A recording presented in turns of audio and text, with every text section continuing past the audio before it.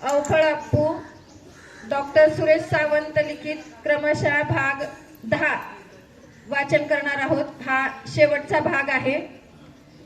एके दिवशी एक मोठा ट्रक येऊन शिबिराच्या दारात उभा राहिला। अप्पूला एका मंदिराला दान दिले होते, त्याला घेऊन जाण्यासाठी तो ट्रक आला होता। माहुतांनी अप्पूला घासून पुसून अंघोळ घातली। अप्पूच्या कपाळावर रेखीव गंध लावला। अप्पूच्या गळ्यात ताज्या सुंदर फुलांचा हार घातला। अप्पूला कणकेचे गोळे खाऊ घातले। अप्पूला आजचा दिवस रोजच्या पेक्षा जरा वेगळा वाटत होता।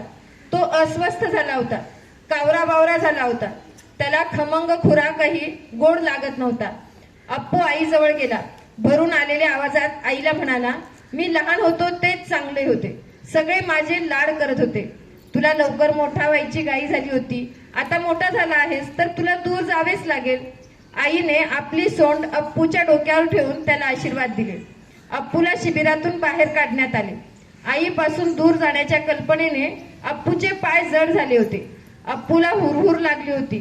तो पुन्हा पुन्हा मागे वळून आई वडिलांकडे आणि आपल्या गणगोताकडे पाहत होता। त्यांच्यापासून दूर जाताना त्याला फारच जड जात होते।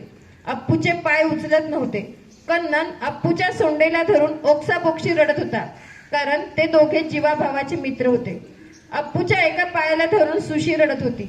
अप्पूच्या दुसऱ्या पायाला धरून शितू रडत होता। अप्पूने सोंडेने तिघांनाही कुरवाळले। आळीपाळीने तिघांच्याही डोक्यावर सोंड ठेवून आशीर्वाद दिले। दमदार पावलं टाकत अप्पू ट्रककडे निघाला। अप्पूला निरोप देताना सगळ्यांचेच डोळे पाणावले होते। अप्पू विषयीच्या सगळ्यांच्या आठवणी डोळ्यात येऊन साठल्या होत्या। अप्पूच्या सहवासात शिबिरातील कण न कण सुगंधित झाला होता। एक माहूत अप्पूची दोरी धरून ट्रक मध्ये चढला। त्याच्या मागून अप्पू अतिशय समजूतदारपणे ट्रक मध्ये चढला। कन्ननने अप्पूला पाठीमागून एका हाताचा आधार दिला होता। तेवढ्याच आधारावर अप्पू ट्रक मध्ये ठाम उभा होता। अप्पू विना शिबिर आता सुने सुने झाले होते। अप्पू म्हणजे शिबिरातील चैतन्य होते। अप्पू म्हणजे सगळ्यांचा जीव की प्राण होता। अप्पू लहानपणापासून खोडकर होता खरा, पण सगळ्यांना हवा हवासा होता। अप्पूने आजवर सगळ्यांनाच आनंद दिला होता। सगळ्या हत्तींनी आपापली सोंड उंचावून अप्पूला निरोप दिला। अप्पूला घेऊन आलेला ट्रक मंदिराच्या परिसरात थांबला। ढोल ताशांच्या गजरात मंदिरात अप्पूचे जंगी स्वागत करण्यात आले। अप्पूच्या पायावर पाणी टाकून त्याचे पाय धुतले। अप्पूच्या गळ्यात रंगीबेरंगी फुलांचा हार घातला। अप्पूच्या कपाळावर हळद कुंकू लावण्यात आले। अप्पूच्या पायात कडी होतीच, त्या कडीला साखळी बांधली। अप्पूच्या भोवती आधीच मोठे लोखंडी कुंपण बनवले होते। अप्पूला मंदिराच्या दारातील त्या पिंजऱ्यात बांधले।